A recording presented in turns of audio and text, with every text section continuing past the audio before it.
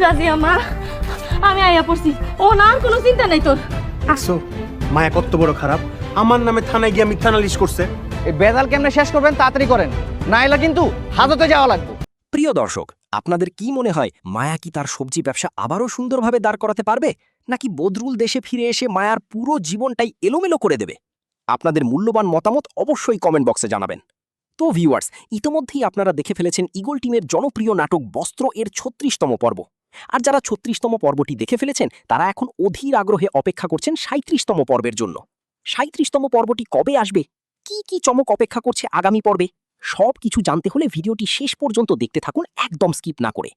প্রিয় দর্শক, বস্ত্র নাটকটি যেন এখন প্রতিটি পর্বের সঙ্গে আরও বেশি জমে উঠছে। ৩৬তম পর্বে আমরা দেখেছি মায়ার সংগ্রামী জীবন আর তার বেঁচে থাকার লড়াই। অন্যদিকে জামাল ও বদরুলের পরিবারের নোংরা রাজনীতি গল্পে এনে দিয়েছে নতুন মোড়। কিন্তু আগামী পর্বে যা ঘটতে চলেছে তা শুনলে সত্যিই আপনি অবাক হয়ে যাবেন। রাজা কি পারবে মামা মামির নিষ্ঠুরতা থেকে নিজেকে বাঁচাতে?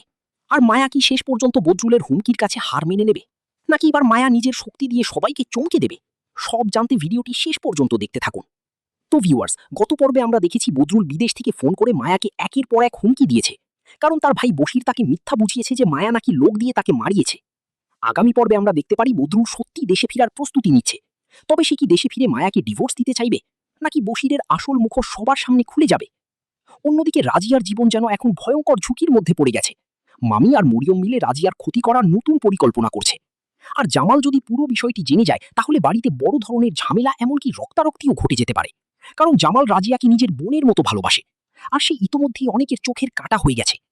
আপনারা দেখেছেন রুমানকে জেল থেকে ছাড়াতে প্রয়োজন ৭৮ লাখ টাকা। রুমানের মা কি জামালের অজান্তে সেই টাকা জোগাড় করতে পারবে?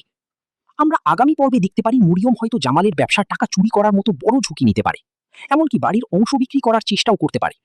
আর জামাল যখন রুমানকে দেখতে জেলে যায় তখন রুমানের আচরণ দেখে মনে হয় সে হয়তো সত্যিই বদলে যেতে চায়। কিন্তু জামাল কি আবারও রোমানকে বিশ্বাস করবে?